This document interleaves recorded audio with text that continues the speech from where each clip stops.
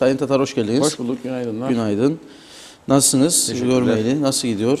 Hayat devam edip gidiyor işte. Atlattınız kurultay filan işlerinde. Her şey geri geçir, o da geçti. Tabii Geçti. Dolayısıyla. Evet.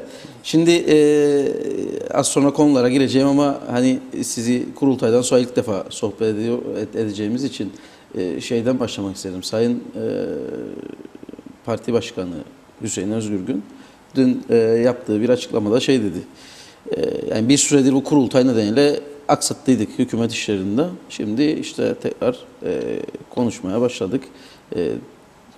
Zaten bir sürede Ankara'ya gitti geldi sonra. İşte pazartesi itibariyle ülke gündemine hareketlilik başladı. Bu da aslında bizim eleştirdiğimiz bir şeydi. Yani bu kurultaylar nedeniyle hep ülke gündemi ikinci planlara itilir. Kurultaylar da hiç bitmez zaten.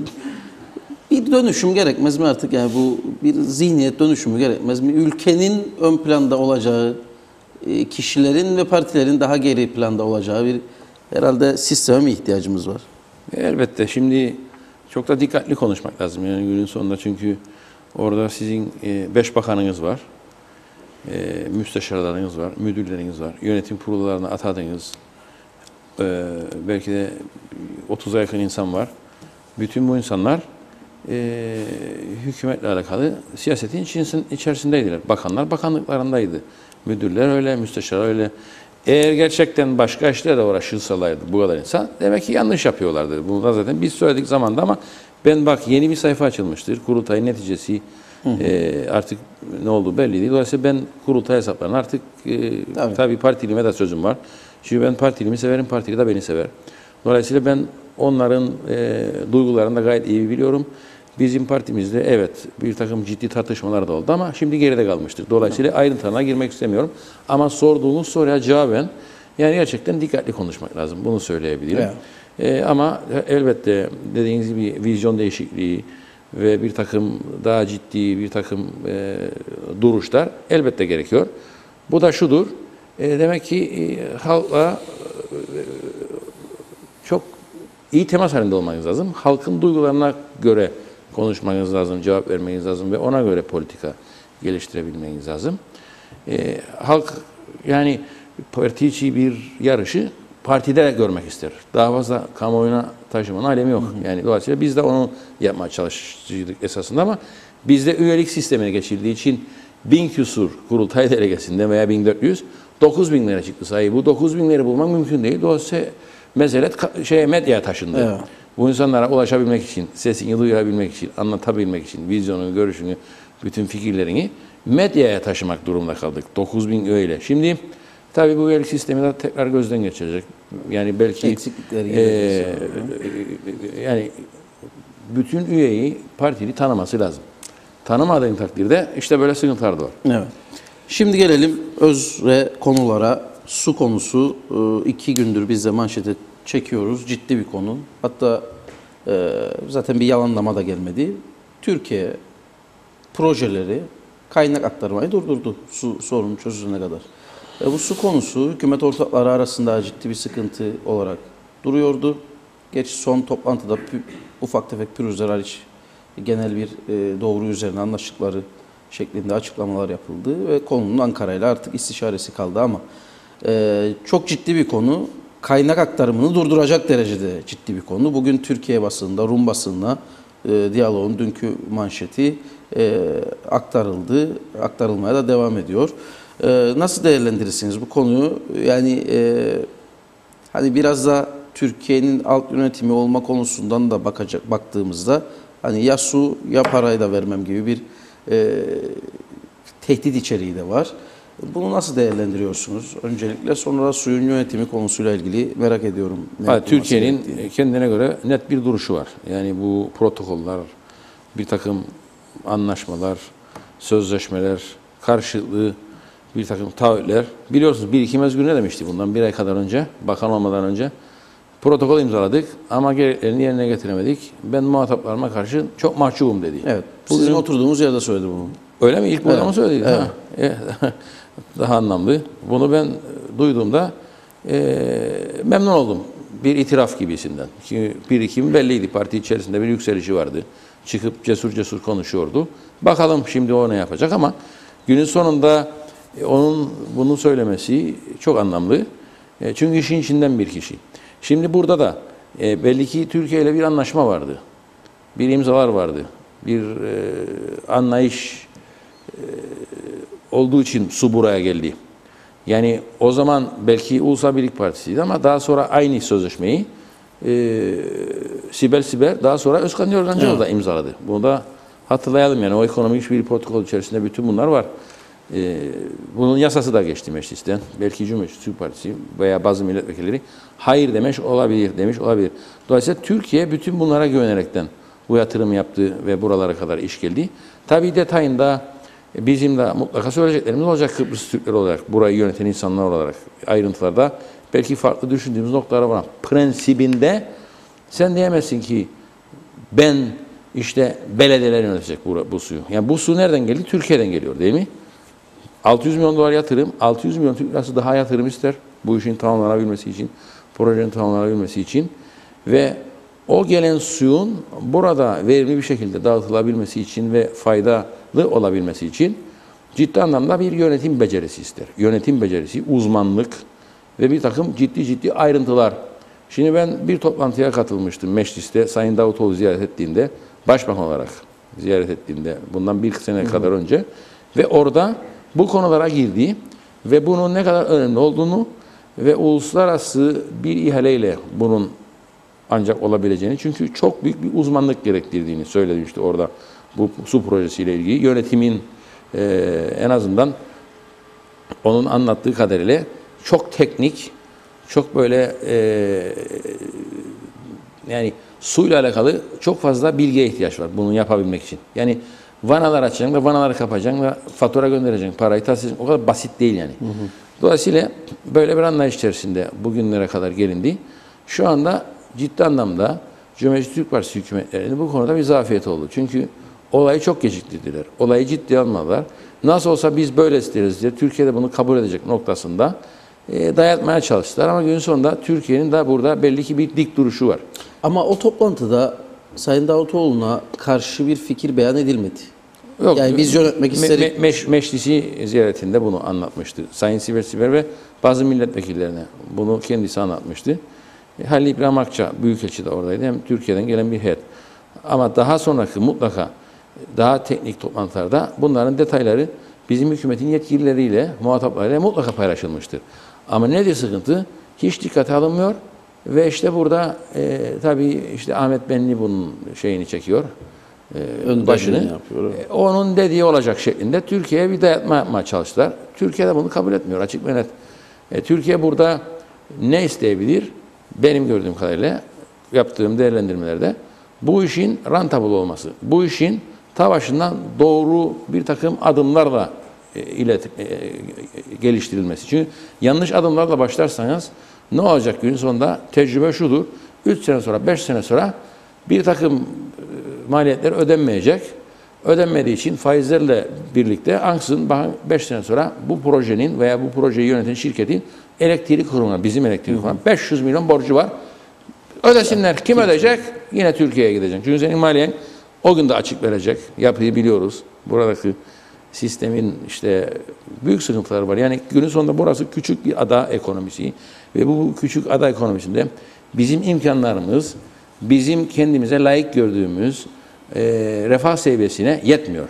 Tabii ki ambargolar, izolasyonlar, bir takım sıkıntılarımız var elbette ama onlar da gerçeklerdir. Onları bir günde, 2 günde aşamayız. Yani bugün turist sayısı artacak, turist sayısına bağlı olarak yüksek öğrenim veya yerel sanayi, hizmetler, bütün bunlar yani gayri safi milli hasılamızı oluşturan bir takım alt sektörlerin çok gelişmesiyle ancak bu ülkede sürdürülebilir bir noktaya gelinebilir. Bunlar da yıllar ister. Bunu biliyoruz. Dolayısıyla çok sabırlı olmak lazım ve uzun vadede bu yapıyı en azından bugünkü durumundan daha kötüye götürmeyecek şekilde politikalar üretmemiz lazım. Göz göre göre böyle bir takım sıkıntılara tekrar girmemek lazım ve Türkiye ile birlikte bunları çözebiliriz. Tabii ki Türkiye'ye karşı biz de duruşumuzu mutlaka devam ettirmeliyiz. O konuda hiçbir sıkıntımız yok. Yani her denilen şeye evet demek kendi kendimize de haksızlık olur. Ama realitelerle konuşmak lazım. Tamam da bu su özeline baktığımızda özel su kurumu uzmanlardan oluşacak bir özel su kurumunun kurulmasını talep etmek çok normal bir şey değil mi? Yani ada biz üstünde oturuyoruz bu su kaynaklarıyla, dağıtımıyla, her şeyiyle. Öyle bir su kurumu olsun, kimse ona itiraz etmez diye düşünüyorum ben. Su kurumu olacak ama onun altında veya işte suyu yönetecek de mülkiyeti de devletin olabilir. Ki mülkiyeti de devletin değil. Neticede yeraltı suları, Tabii. artık gelen su, barajlar kimsenin malı değil, devletin malıdır. Ama yönetimi olur sıkıntı işte. Yönetimi kimin elinde olacak? Mesela benim görüşüme göre ki Ulusal Birlik Partisi de bu noktaya yakındır. Dün bir tartışma yaptık. Gelen haftada bir toplantı yapacağız. Mutlaka belediyeler de ortak olacak. Devletin su işleri dairesi de ortak olacak. Ama özel sermaye de ortak olacak. Eğer özel sektör mantığıyla kendi Bunu kabul ayakları... ediyor mu Türkiye bu mantığı? Çünkü bu akıllıca bir mantıktır. Onu ben müzakerelerde bulunmadım. Dünkü yaptığımız değerlendirme toplantısında Hüseyin Özgür'üne bizim şu andaki hükümette bulunan bakanlarımız da tam ayrıntıları bilmiyor anladığım kadarıyla. Yani Cumhuriyet Türk Partisi'dir daha fazla muhatabı. Sayın Talat kendi Talat da işin getiriyor. içinde. Yani Talat da işin içinde ama o da çözemedi. O da çözemedi. Sayın Kalyoncu da çözemedi. Tam muhatap kimdir? Başbakanlıktır tam muhatap anladığım kadarıyla. Yani eskiden bilirsin Hakan Dinçörek su işlerinden sorumluydu. Aynı zamanda Bayındırlık Çevre Bakanlığı'nın içerisindeydi. Şimdi bu hükümette bunlar Başbakanlığa aktarılmıştır. Bildiğin gibi bu proje Başbakanlığa aktarıldığı için Ömer Kalyoncu ve kendi ekibidir daha fazla muhatap. Hükümet tam bilgi sahibi değil. Ben dün yaptığımız Ulusal Birlik Partisi içerisindeki değerlendirmede bizim başkanımız ve bakanlarımız tam bilgi sahibi değillerdir bu konuda. Demek ki iş o raddeye daha gelmedi. Bence gelmeliydi. Yani iş madem ki bu noktaya geldi, o raddeye de getirilmeliydi. Yani nedir tam bu iş?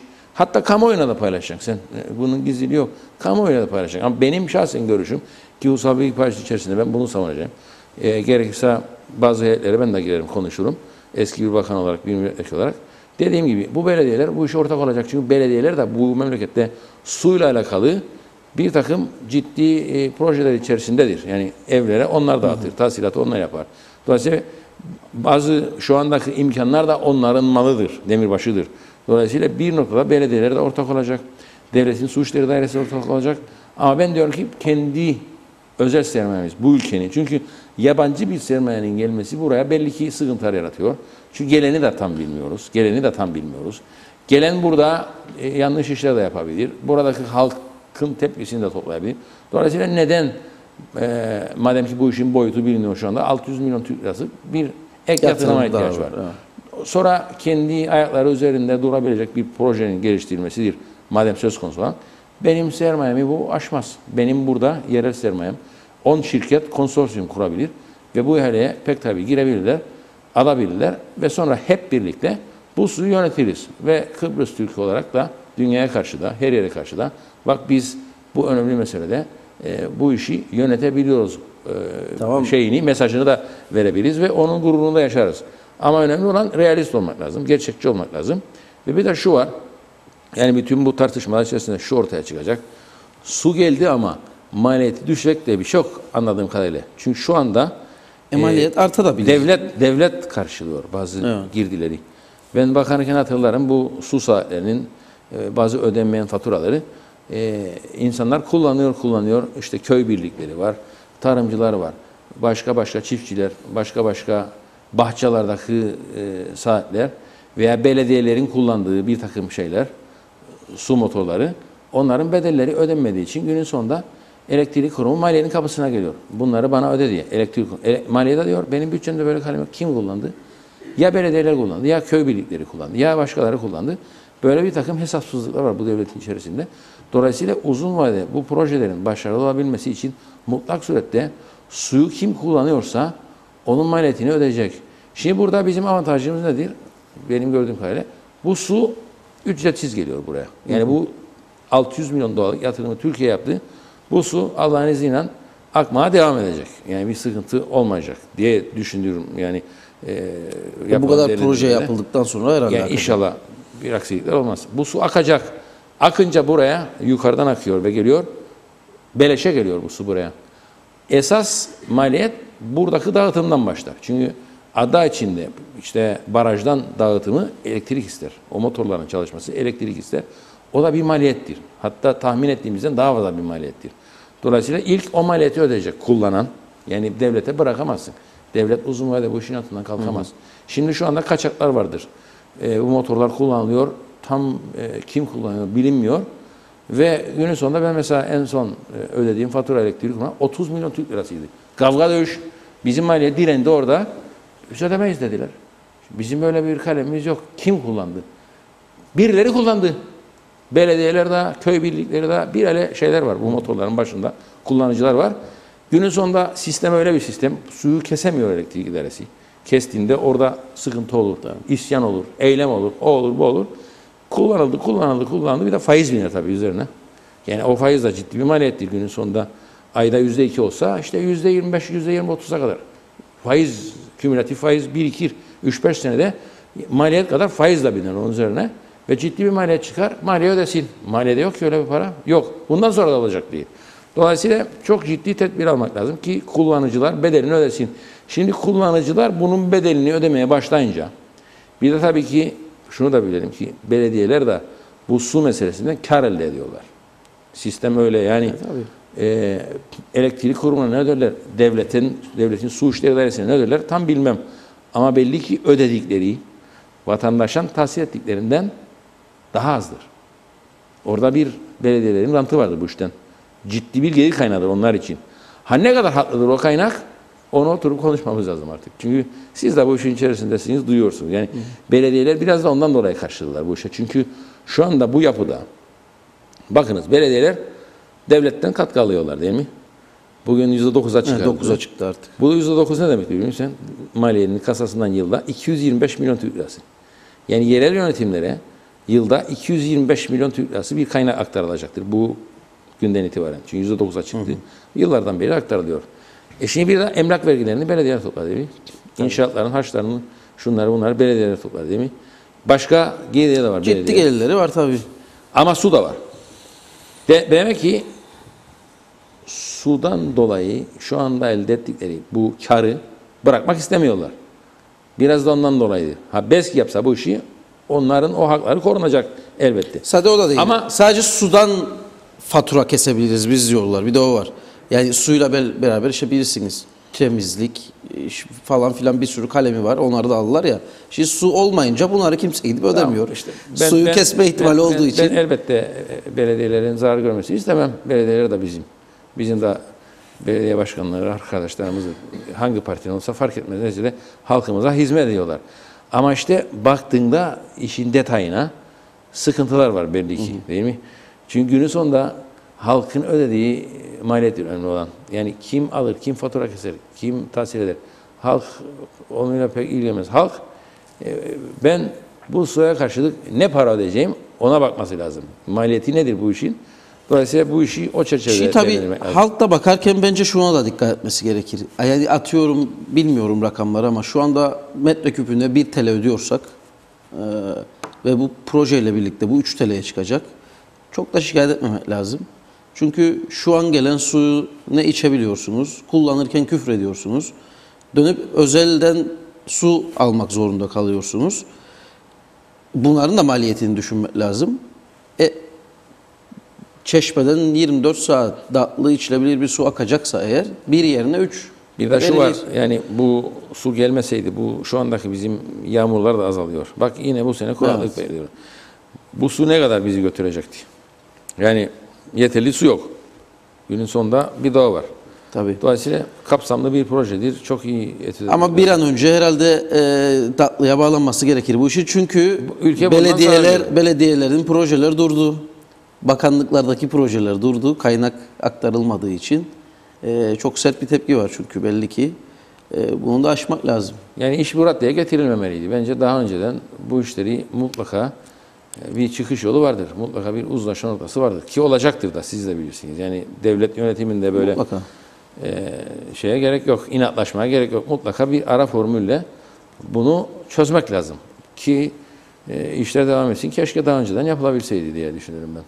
Şeyi sordum yeni bakanımıza 13. maaşlarda bir sorun olmaz herhalde gibisinden. Yani böyle atıfta da bulunarak. Cevap verebildi mi? Onun dedi kaynağı var dedi. İyi dedik o zaman peki. Bilmem. Göreceğiz tabii. O yönde bir sıkıntımız yok dedi. Evet. Sayın Maliye Bakanı. Tabii bu arada 2016-2018 ekonomik programının da hazırlanmasıyla ilgili işte Ankara'da temaslar başlıyor. Ama çok gecikti. Gene gecikti. Çok gecikti. Bir kere bütçe bitiyor. Ama 2016 yılı bütçesi meclisten geçecek. tamam bir aya da kadar. şey değil mi Ersin Bey biraz yani copy paste gibidir bir öncekiyle bir sonraki yasa. Yani neyi çalışılır filan ama zaten bir öncekinde çok bir şey yapmadığımız için Ama yani şimdi- yazılanları uygulamadığımız için Şimdi ama işte 2013-15'te ki altında Özkan Yorgancıoğlu'nun da imzası var. Çoğu yapılamamış, ertelenmiş. Dolayısıyla orada da sıkıntı. Yani 2016-18'i imzalamadan önce onların garantisini istediler.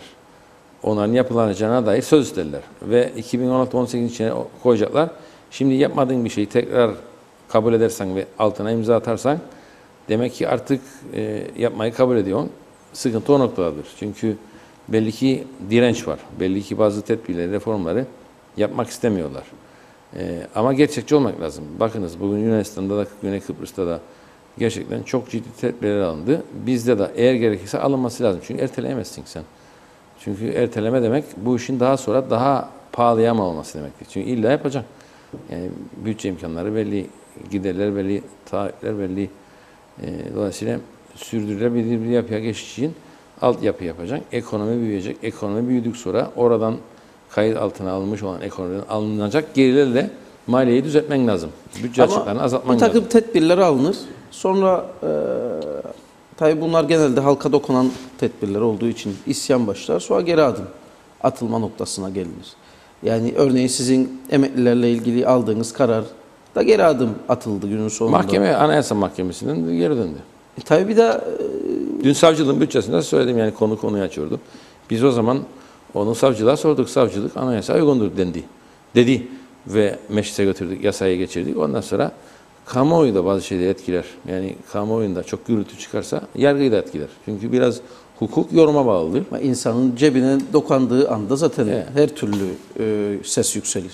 Onun için dikkatli olmak lazım tabii. Yani oradan da söyleyecektim. Hani Anayasa Mahkemesi falan dediniz ya. Anayasa Mahkemesi örneğin son karar aldığı hekimlerle ilgili kamudaki hekimlerin ikinci iş yapmasıyla ilgili bilirsiniz. Hükümet dedi ki yani amiyane söylüyorum ben tanımıyoruz biz Anayasa Mahkemesi'nin kararını. Yasalar çıkana kadar dedi uygulamayacak bunu. Yani hükümet erki anayasanın kararlarını demek ki isterse uygular. Sonuç odur çünkü isterse uygulamaz. Yani siz reform için bir adım attıysanız ve bunun kamu maliyesini artıya geçirebilecek bir adım olduğunu düşünürsünüz ve Anayasa Mahkemesi der ki yanlıştır.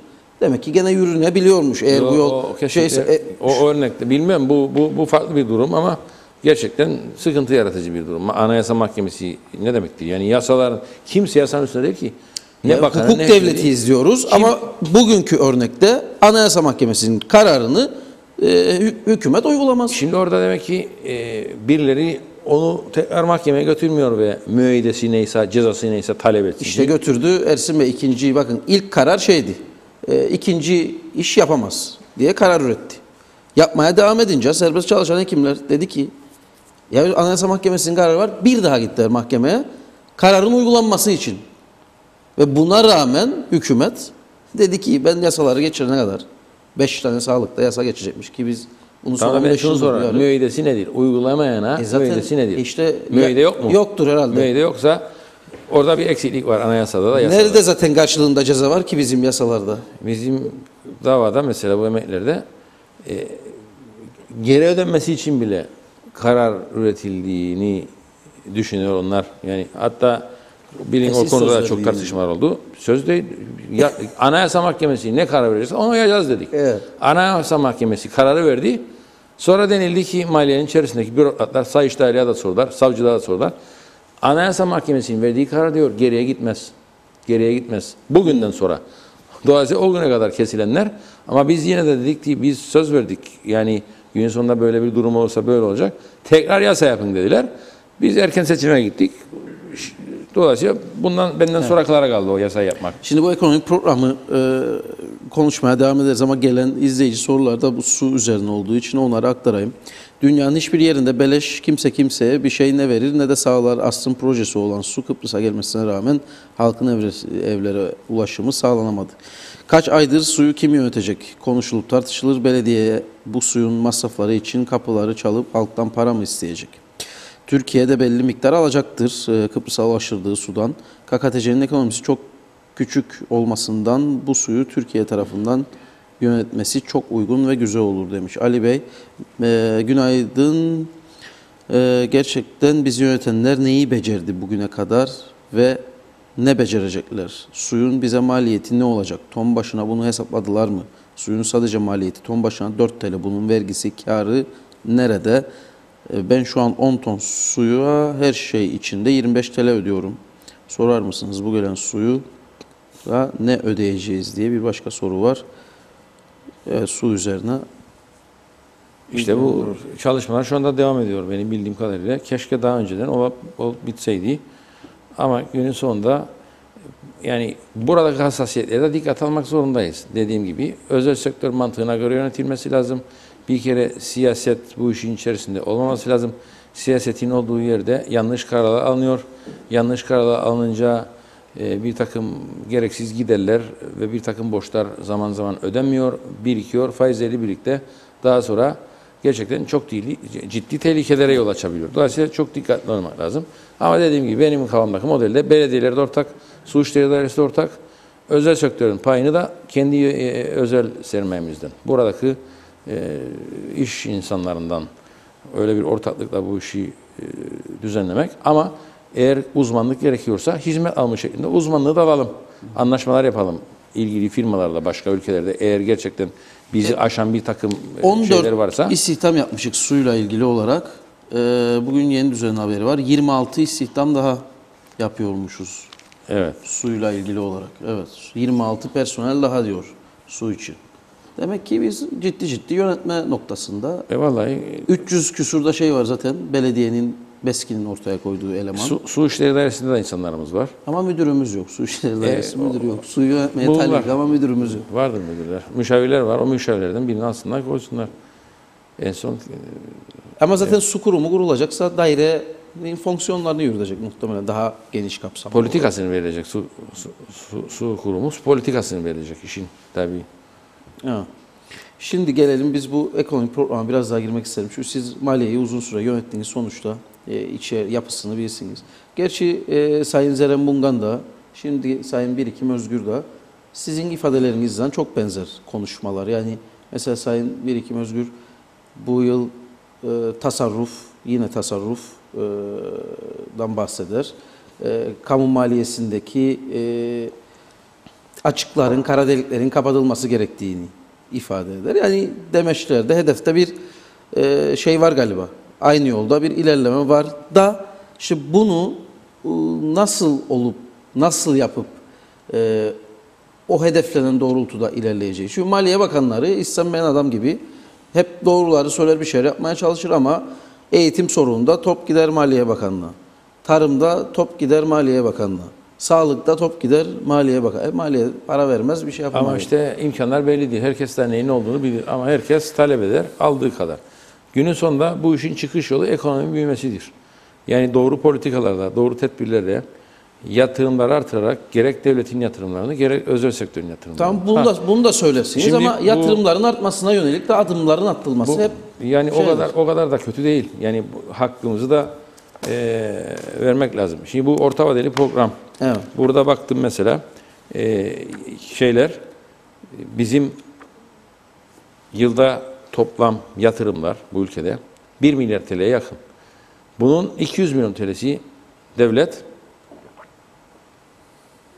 geriye kalan 900 milyon TL'ye yakını da özel sektörün yatırımları da devam ediyor.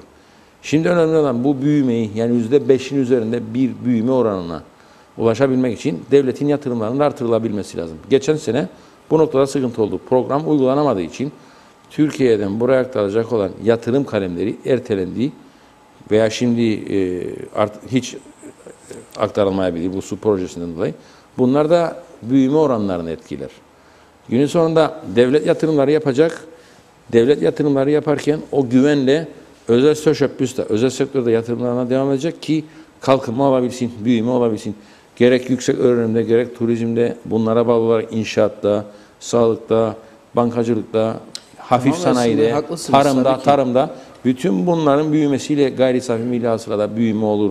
Ve hele o büyüyen ve kayıt altına alan ekonomiyle devlet gelirlerini artırabilir ki devlet cari transferlerini, personellerini, emekli maaşlarını, zarar eden kurum ve kuruluşlara, hayvancısına, tarımcısına ödemelerini sağlıklı bir şekilde yapabilsin borçlanmadan. Çünkü devletin bunları borçlanarak yapması bankacılık iyidir. Çünkü ne yapar? Gider hem devlet bankalarından hem özel bankalardan yüksek faizli para borçlanır. O parayı borçlandığı için o bankalar gerek devlet gerek özel sektöre kredi açamaz. Çünkü o parayı bu tarafta kilitler. Devletin bataklığında kilitler. Ve özel sektöre kredi açamadığı için kredi maliyetleri artar. Ve haliyle yatırımlar ertelenir, gecikir veya hiç olmaz. Dolayısıyla bir kere bu işlerin daha iyi yönetilebilmesi için mutlak surette daha sağlıklı bir maliye gerektiriyor.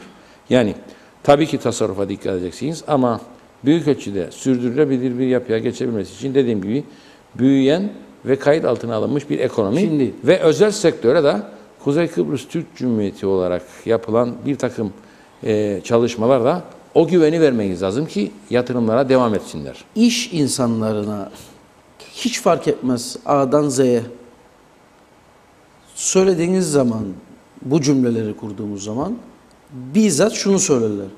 Bu ülkede hiçbir hükümet yatırımcının önünü açacak adımlar atmaz. Ya şimdi Atmaz. Yatırım yapılmak istenenin burnundan getirilir bürokratik engellerle ve vazgeçiyoruz. Yapmaktan vazgeçiyoruz diyor insanlar. Şimdi tabii ki sıkıntılar var, sorunlar var ama bu kadar yapılan işleri de kimse küçümseyemez. Bugün öğrenci sayısı 82 bini aştıysa, turizmde yatak kapasitesi 25 bini aşmak üzere ise ve bakıldığında projeksiyonlara eğer Türkiye ile de bu işbirliği protokollerine devam edilirse ki edilmesi lazım elbette. Doğru projelerle, doğru kredilerle, doğru yönlendirmelerle bu öğrenci sayısı 82 binden 100 bine. Turist sayısı, yatak kapasitesi işte 25 binden yatak 45 binlere çıktığında turist sayısı da 3 milyonu bulacak. Dolayısıyla bütün bunlara hizmet edecek olan yerel sanayiye daha da fazla teşvikler ki bunlar da hep bu projelerin içerisindedir. Yani bu Türkiye ile tasarlanan projelerin içerisinde şunu yapınız, şu kadar sanayi bölgelerine yatırım. Devamlı surette sanayi bölgelerine yatırım yapılıyor. Altyapılarına, gelişmeleri için bir takım başka kredi unsurları da vardır. Bütün bunlara bugün gidiniz sanayi bölgelerine dolaşınız. Tahmin ettiğinizden daha fazla yatırımlar göreceksiniz. Burası hariç herhalde. Bilemiyorum. Yani burada da var. Burayla ilgili bir yatırım var. Burada da var, Alayköy'de de var. Özel teşebbüsün yaptığı var. Vardır. Evet. Bakınız bizim önemli olan yapmamız gereken bugün bu ülkeye 1,8 milyar dolar ithalat gelir. Bir de gümrüklerden geçer. Kayıt dışı Rum tarafından başka yerlerden vardır. En az 200 milyon dolar da öyle koyduğunda mesela 2 milyar dolara yakın ithalatı olan bir ülke. 40 bine yakın çalışma izniyle çalışan insanlar var burada. Her birinin 2000 TL'nin her ay çarptığında 40 bin lira 80 milyon yapar. 2000 TL'yi nerede buldular? Mesela Tamam. ortalama dedim.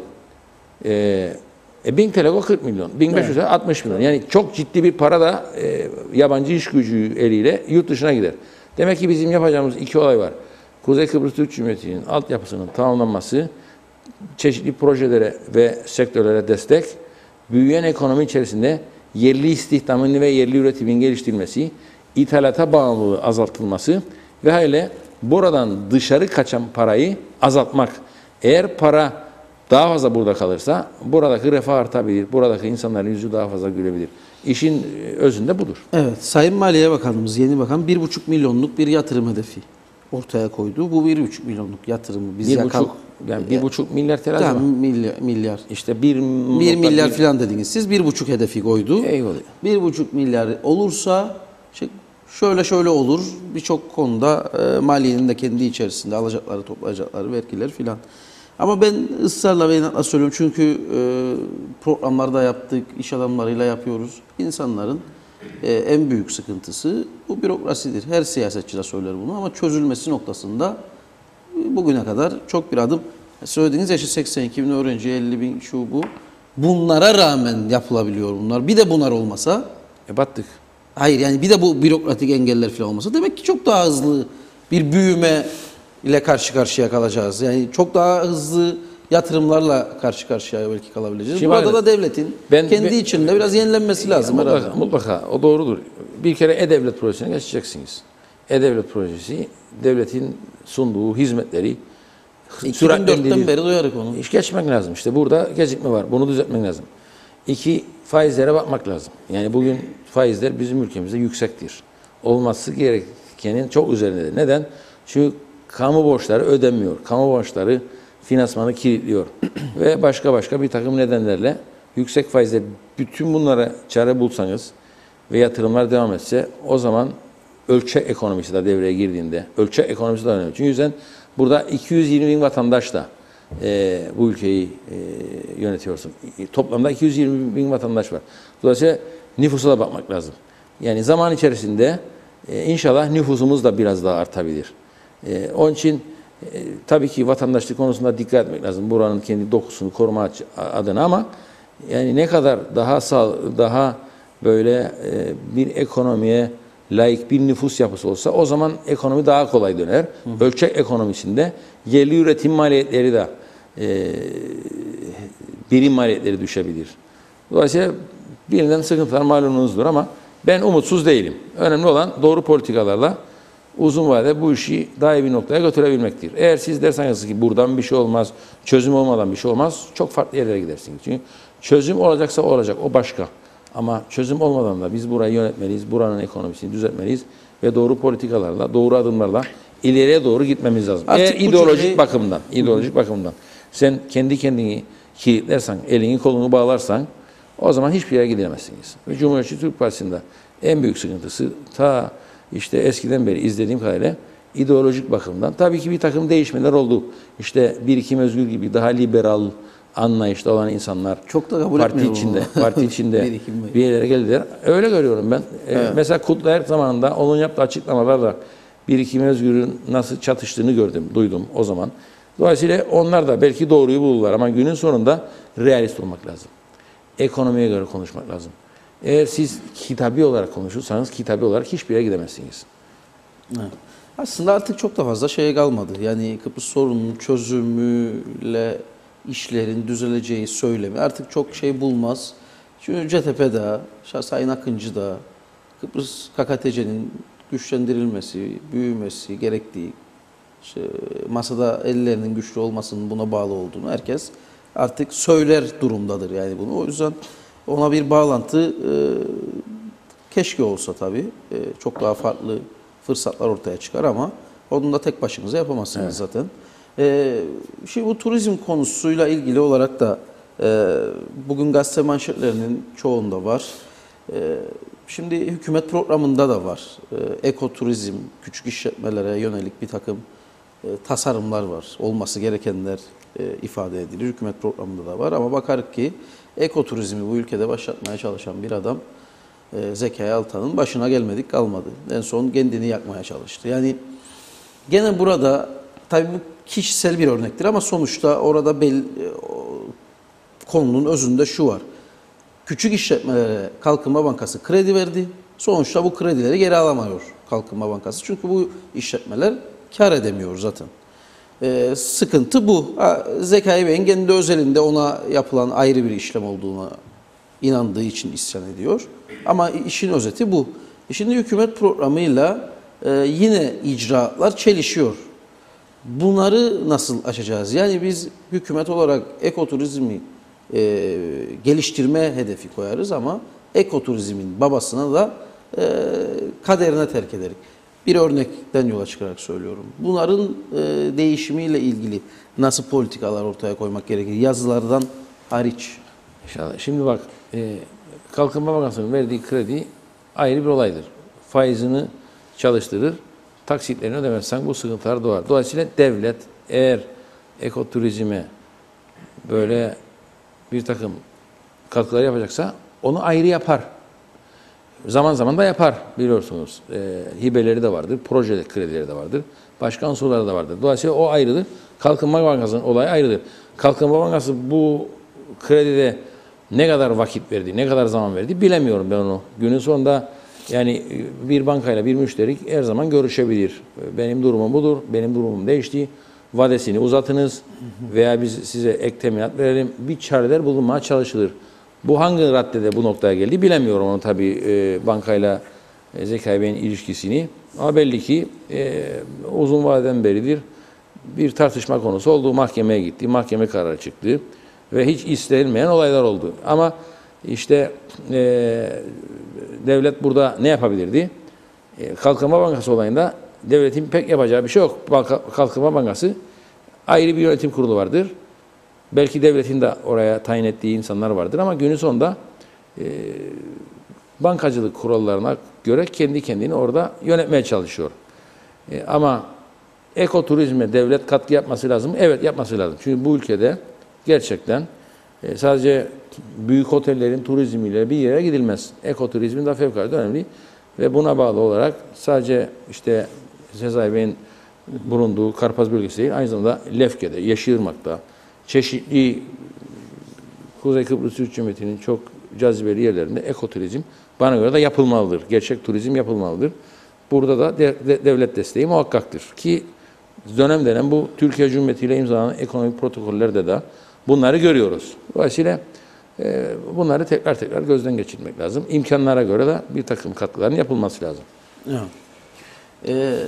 Şimdi dönüşümden filan bahsederken kamu maliyesinden şuradan buradan ülkede de yine eylemler, grevler ve bunların tümü de aslına bakıldığında hep ekonomi çıkışlı, yani bir işte göç yasası diye ifade edilen yasanın ortadan kaldırılması talebi. Bunun yanında işte bir takım hakların verilmesi, hayat pahalılığının yansıtılması vesaire vesaire birçok talep var. Bunlar maliyenin önünde. Şimdi bütçe var. Tarım kesiminin beklentileri var. Ödenemiyor bir türlü şeyler. Bunlar bütçeler konuşuluyor. Bütçelere baktığımızda 3 aşağı 5 yukarı hani 10 eksik 10 fazla öyle bir yapısı var. Bu dönüşümleri biz nasıl, yani sürekli olarak beklentilerle gerçek uyuşmuyor ve sürekli olarak bir huzursuzluk hali, bir isyan hali ve işte bir cennet bir yerde yaşıyoruz ama günün sonunda sürekli didişme halindeyiz. Şimdi tabii diyeceksiniz gene bütçenin büyümesi gerek, şu bu. Gerek ama olmuyor yani bir türlü. Olmuyor ama şimdi bunları nasıl çözeceğiz? Olmayan da veremiyor. Olmayan da veremiyor. O da haklı. Olmayan da veremiyor. Ama bu arada eğitim hizmeti verilmiyor. Bu arada sağlık hizmeti verilmiyor. Şimdi eksikse uzun vadede tamamlamak lazım ama var olan potansiyeli de kullanmıyorlarsa, yani işte devamlı grevlere, devamlı eylemlere, devamlı surette bir takım aksamalara bundan dolayı vesile oluyorlarsa gerçekten o da bir kusurdur diye düşünüyorum ben. Çünkü neticede bu devlet şu anda mesela eğitime, geçen mecliste söylediğim rakama baktım, 523 milyon Türk lirası ile devlet bütçesinin %10'dan fazlasını eğitime ayırıyor. Bak, devlet bütçesinin %10'dan fazlasını eğitime ayırıyor. Bu az bir para değil. Yani devletin bütçesi. Bir de özel eğitim var tabii. Özel eğitimin de rakamları belki bu kadar değil ama yani gayri safi milli hasıla içerisinde ciddi bir eğitim sektörümüz var. Üniversitelerde de bakıldığında. Ama devlet kendi %10'dan fazlasını eğitime ayırıyor. Karşılığında ne alıyoruz? Bunun karşılığında iyi eğitimli çocuklarımızı görebiliyor muyuz? Okullarımızda gerçekten bu paranın karşılığında o hizmeti alabiliyor muyuz halk olarak? Bu çok önemli. Dolayısıyla evet, eksiklikler var. Keşke yeni giren öğretmenlerimiz de eski maaşlar kadar maaşlarında bir artış görse. Bunları hep istiyoruz. Ve hükümetler de bundan evvelki de şu anda hükümet de bunu seslendiriyor ama belli ki maliyenin önüne gidildiğinde sıkıntı oluyor. Tamam. Neden sıkıntı oluyor? Çünkü bu maaşları şu anda düzeltecek olsa mesela tahmin ediyorum yılda 50 milyon Türk lirası daha para isteyecek. Yılda 50 milyon Türk lirası daha fazla para isteyecek. Olmadığına göre bunu yavaş yavaş yapacaklarını söylüyorlar. Zaman içerisinde düzelteceklerini söylüyorlar. Bu bir realitemizdir bizim. Realiteyi konuşuyoruz. Ama örneğin isyan edenler de şunu söyler. Eğer realite ise bu da onlara göre realitedir. İşte vergi rekortmenleri çıkar, o verilen vergilere bakılır, kimlerin zarar ettikleri, nasıl hayat yaşadıklarını görünce insanlara doğal olarak siz devlet olarak zenginden toplayamıyorsunuz vergiyi ve kaynak bulamıyorsunuz diyorsunuz ama kaynak var orada Bak şimdi denir. ben doğruları söyleyeyim size. Mutlaka kaçaklar var. Mutlaka zamanında vergisini ödemeyen çok sayıda insan da, iş adamı da var.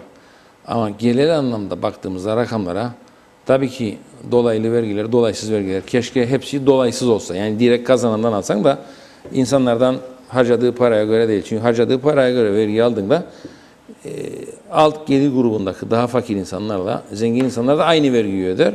O da bir adaletsizliktir. Bunları hep biliyoruz. Ama günün sonunda bu devletin yerel gelirleri artı fon gelirleri yılda 3 milyar Türk lirasına yakın bir paradır. Yani gayri safi milli hasılanın bakınız 8,5-9 milyar TL olan gayri safi milli hasıla içerisinde toplanan vergiler fonlarla birlikte 3 milyar TL yakın olduğu için %35'e yakın vergi tahsilatı var memlekette. Az buz bir rakam değildir bu. Yani bu çark dönüyor. Bu ekonomi içerisinde devlet de uluslararası standartlarda payını alıyor. Yani bu devlet vergi toplamaz kimse demesin. Ciddi anlamda paralar toplanıyor. Zaten bütçenin %80'i de bu şekilde finanse ediliyor. Türkiye'nin katkıları daha fazla savunmaya gidiyor. İşte yatırımlara gidiyor. Ve böylelikle bu çarklar dönüyor. Şimdi dediğim gibi bu işin çıkış yolu ekonominin daha da büyümesi. Büyüyen ve kayıt altına alınmakta olan ekonomiden devletin daha fazla payını alabilmesi ve haliyle mükellefiyetlerini zamanında borçlanmayarak yerine getirilmesi. Hedef budur. Hedefin bu olması lazım. Bunun için de anahtar, kilit nokta yatırımların artması ile gayri safi milli hasılanın daha da artması ki 10 sene içerisinde işte bu orta vadeli programda da var. Hiç bunlar imkansız değildir. Şu anda 8,5 milyar TL olan gayri safi milli hasıla ki kayıt dışılığıyla 10 milyar TL yakın bir meblağdır. 20 sene içerisinde bu 30 milyarı da bulabilir. 35'i de bulabilir. Ve böylelikle fert başına milli gelir de bu ülkede artar. Çözüm gelirse eğer onunla birlikte bir takım ambargolar da kalkarsa ve Kıbrıs meselesi daha adil bir noktaya getirilir ve adaletli bir şekilde iki taraf arasındaki anlaşma uygulanabilir. O zaman bizim refahımız da artabilir. Ama çok dikkat etmek lazım anlaşmanın şartlarına. Eğer bir anlaşma durumunda bizi fevkalade yüksek borçlandırırlarsa tazminatlarda o zaman 30 senede çalışsak o borçları ödemeyiz ve altında kalırız. Bak bunu da söylemiş olayım. Evet. Dolayısıyla çözüm ekonomisine çok iyi bakmamız lazım. Çözüm ekonomisinin ayrıntıları çok önemli. İnşallah o noktaya gelirse onları da tartışırız. Gelebilir bak. Yani çok konuşmalar var. Şimdi parayı konuşuyorlar. Yani bir şeyler oluyor. Onu size söyleyeyim ama tam detaylar nedir onu bilmiyoruz. Tam detaylar nedir onu bilmiyoruz. İngiliz'i de geldi, Alman'ı da geldi. Dışişleri Bakanlığı. Evet. İkisini de ağzından duydum. Eğer bir çözüm noktasına gelirse yapacağız biz. Katkı yapacağız ama ne katkı yapacak? Bizi ne kadar borçlandıracaklar halk olarak bunlar çözümün ayrıntılarıdır. Yani bize kimse böyle yüksek bir takım borçları empoze edemez, etmemelidir. Çünkü burada sadece Kıbrıs meselesinin şey yoktur. İşte bu mallar, mülkler, tazminatlar çok daha büyük boyutları vardır. Bu halkın 50 senedir ezildiği, bu halkın çok mağdur edildiği, bu halkın izole edildiği, bu halkın devletten atıldığı, o devletin imkanlarının tamamıyla Rumlar tarafından kendilerine yönelik kullanıldığı, devletin bütün, dünyanın bütün imkanlarının Rum tarafına aktarıldığı, bütün bunlar da masaya gelecek. Yama yok. Sen bana işte bıraktığın mallara karşılık şu kadar mal aldın, şu kadar fazla aldın, şu kadar borcun var, şu kadar tazminat borcun var. Ya burada bir savaş varsa bu savaşı biz çıkartmadık. Savaşı çıkaran belli Rum. Tazminatı da biraz daha o paylaşacak benimle. Yama yok. Dolayısıyla çok sert durmamız lazım, dik durmamız lazım ve ona göre bir anlaşmaya halk olarak imza atmamız lazım. Evet. İşin özünde bu. Tabii Kıbrıs sorunu bir noktaya gelsin. Çok daha fazla konuşacağız. Bir ara çok konuştuk ama bugün belli ki yani görebiliyoruz ki temel noktalarda çok fazla bir yakınlaşma olmadığı için bakalım bu Kasım ayına çok şeyler yüklendi. Çok anlamlar yüklendi. Öyle dersiniz de bakarım Davutoğlu ile Çipras konuşuyor. Maşallah. Tamam Öyle bir- konuşmalarda Ve Sayın o taraftan- Akıncı'yla şeyde beraber yer içer ama Onlar da yer içer. İngiliz geliyor, Alman geliyor, yarın Amerikalı gelecek. En üst düzeyde bir takım bastırmalar. Dolayısıyla pişirip kurtarıp ondan sonra alın budur. Biz bunu da kabul etmemeliyiz. Oraya getiriyorum işi yani. Tabii. Dolayısıyla halk bilecek ne konuşulduğunu, bilmesi lazım. Halk ne konuşulduğunu bilmesi lazım. Halkın bu bilgiye sahip olması en doğal hakkıdır. Son güne bırakmaman lazım. Son güne kadar çok tehlikeli şeyler olur. ilk zaman biraz ketumdu Cumhurbaşkanı bu işlerde. Son günlerde güzel şeyler söyledi Yani tabii. yani neler şu an mülkiyet kriterleri örneğin konuşulur. Günün sonunda herhalde çıkacak bir şey meydana o zaman bunlar da açıklanacak. Zaten sizlere şeyler gelir, yazışmalar gelir birkaç gün. İşte şimdi detaylarını ertelemeli. göreceğiz inşallah. Şu ana Evet. kadar detay görmedik bundan sonra. Evet zaten daha 1-2 gündür bu Evet. temaslarda oluyor. Görülecek. Ben vergiden devam edeyim. Son 5-10 dakikamız kaldı ama çünkü bu önemli bir şeydir. Yani bizde servet beyanı yoktur zannederim değil mi? Bunun talebi var. Bununla ilgili Vergi dairesi her zaman herkesi incelemeye alabilir. Onu size söyleyeyim. spesifik olarak ama. Alabilir. Sektörleri alır. Onu da yapar. Yani bu çünkü ciddi bir kaynağı beraberinde getirebilir belki daha. Hani bir statüye kazanılsa olmaz mı? Yani her yıl beyanname vermek zorundadır mükellef. Eğer gelirinde veya servetinde bir artış varsa onu da beyan etmek durumundadır. Eder etmez o başka mesele ama İşte. etmek durumundadır. Bir de bu faiz konuları var. Gene ülkede işte bir örnektir belki Zekai Bey'inki de ama bunun gibi icralar bir süreliğine durmuştu. Bu mağdurlarla ilgili, faiz mağdurlarla ilgili filan icralar da yavaş yavaş başlamasına yönelik duyumlar gelmeye başladı ve bununla ilgili de bir toplumun içinde homurdanma var. Bu sorun devam ediyor. Faizlerle ilgili sorun. Siz çok çalıştınız bu konuyu. Evet. Mecliste de çok dokanamadınız faiz işine. En azından dokandık, çok yaptınız. Nedir? Tekrar ödenmesine yönelik bir takım yasal düzenlemeler yaptınız. Ödenebilmesine yönelik şeyin. Ama işin özündeki sıkıntı sürer galiba daha devam eder. Çünkü dediğim gibi yapısal bozukluklar vardır. Bir kere biz geçmişe yönelik çok temizlemeler yaptık. Yani oturduk bankalarla insanları bir bakıma uzlaştırdık. Evet. Yasa yaptık. Çok da başımız ağrıdı onu size söyleyeyim. Ama günün sonunda biz o çalışmaları yapmasaydık, benim Maliye Bakanlığım döneminde o zor işe elimize atmasaydık bugün binlerce insan hapiste olacaktı. Mazbata mağdurları dediğiniz noktada ve bu insanları koyacak hapishanemiz yoktu. Dolayısıyla o denli büyük bir sorundu. En azından orada bir aşama kaydettik, fırsat verdik. Ödeyen ödedi, ödemeyen ödemedi ama günün sonunda yine yasa geçti meclisten. Son Cumhuriyet Türk Partisi'nin Tufan Erhürman'ın da katkısını koyduğu bir hukukçu olarak ödeyebilirse ödeyecek. Eğer parası varsa da ödemez o zaman hapse gitsin. Parası varsa da ödemez o zaman hapse gitsin ama parası olmayan adamı ödemedi diye hapse attığında eline ne geçecek? Yani bir maaşı varsa da oradan bir şeyler ödüyor borcuna karşılık onu da kaybeden hapse girdiğinde. Sistem bunu ayırt edemiyor ama değil mi? İşte şu parası anda var yok. Şu anda ayırt edemiyor. bir yasa yaptık ve mahkemeler bunu oturup ayırt etmesi lazım. Mahkeme emrini verirken hakim soracak bilirkişiye de kendisine de nedir gelirin, nedir servetin ona göre taksit edilir. Bireysel olarak üstümde hiçbir şey olmayabilir. Kızımındır, oğlumundur, eşimindir, arkadaşımındır. Bende bir kuruş para yok. Onun için ödemem size borcumu. Öyleyse o borcu Ama hayatımı da o borcu son model yaşarım. o borcu vermeyecektin o insana. Yani kredi veren de dikkatli olacak.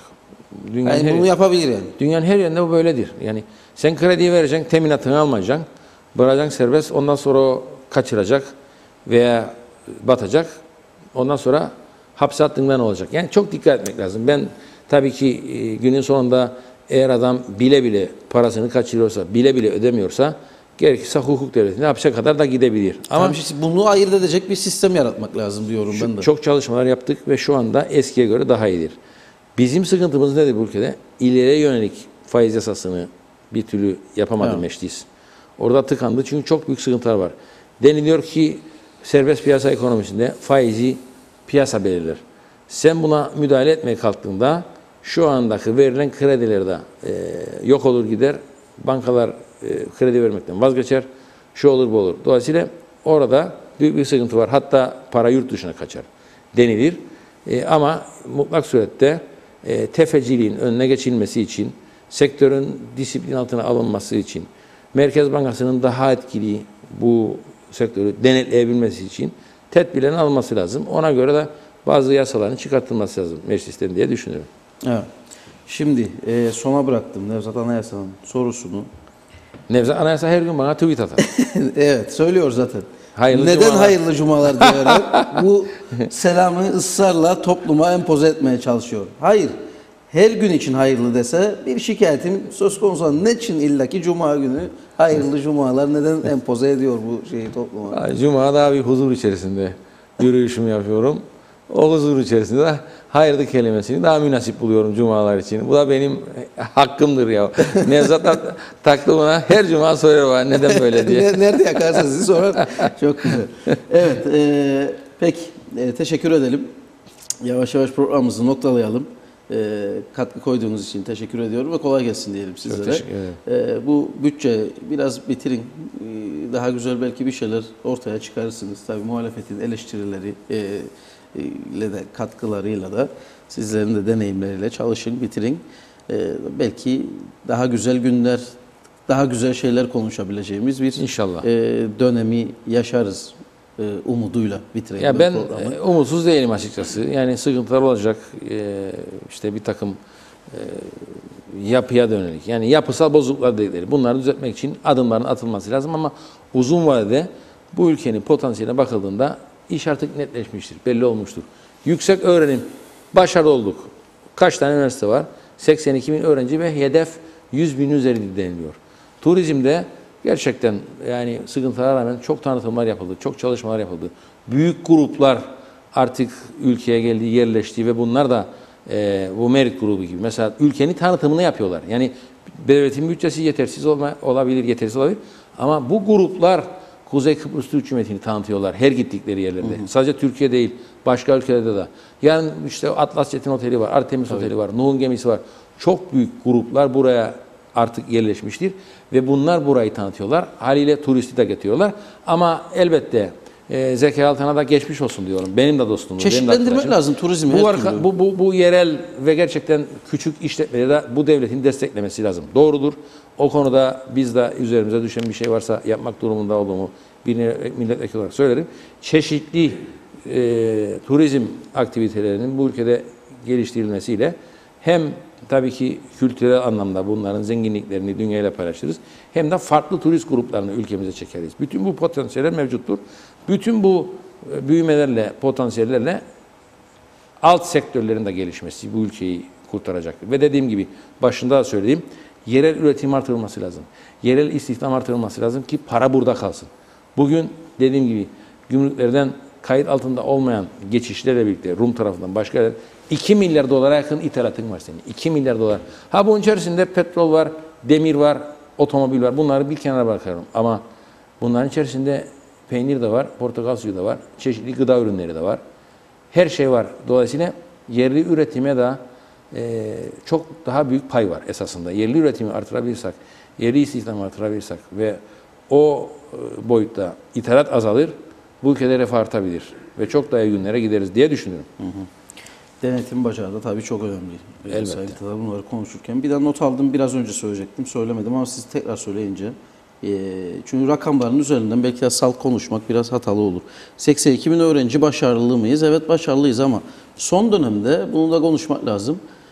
Gelen öğrenciler de ciddi bir şekilde işte denetim noksanlığından gelip buraya öğrenci gibi görünüp ekonominin içerisine kaçak olarak Türkiye'den artık çok fazla bir işçi potansiyelimiz yok. Evet. Görüyoruz bir sürü farklı ülkelerden, özellikle Afrika ülkelerinden insanlar buralarda fabrikalarda çalışıyor. Bir bakıyorsunuz öğrenci olarak geliyor. Yani 82 bin kayıt güzel ama ne kadar öğrencidir? Bunların denetimi ne derecede yapılıyor? Hem kayıt dışı yaşam anlamında hem eğitim anlamında bunların doğrudur. Bunları yapılması gerekir. Bunları denetlemek lazım ama günün sonunda resmi rakamlara göre yüksek öğrenim sektörün gayri safi milli hasılamıza katkısı yılda 2,5 milyar TL yakın bir paradır. Evet. Yani yapılan hesaplamalar. Turizm ve eğitim zaten başka bir şeyimiz yok. İşte yani Kuzey Kıbrıs Türk Cumhuriyeti'nin başarılarını da küçümsememek lazım. Ben hep konuşmalarımda onu söylemeye çalışıyorum. Evet, doğrudur. Yanlışlarımız olmuştur, sıkıntılarımız olmuştur. Ve çoğu da şudur, yani biz imkanlarımızın ötesinde kendimizde hak bulduğumuz için daha fazla harcadık, daha fazla yaşadık. Dolayısıyla esasında hep siyasetçileri döverler, hep siyasetçilere kusur bulurlar ama gün sonunda halk olarak kendi kendimize de bakmamız lazım. Yani daha aza da kanaat getirmemiz lazımdı. Biz getirmedik. Dolayısıyla borçlandık. Dolayısıyla bu hayatı sürdürdük. Şimdi bundan sonra doğruları yaparak önümüzdeki süreçte daha fazla borçlanmadan bu standardı yükseltmek ve daha fazla refah bulmaktır önemli olan. Sürekli olarak borçlanarak yaptığımızda çoluk çocuğumuza borç bırakırız. Ve çoluk çocuğumuza haksızlık yapmış oluruz. İşin özünde budur. Evet, peki. Evet, noktalayalım programımızı. Teşekkür edelim tekrardan Sağ olun. katıldığınız için.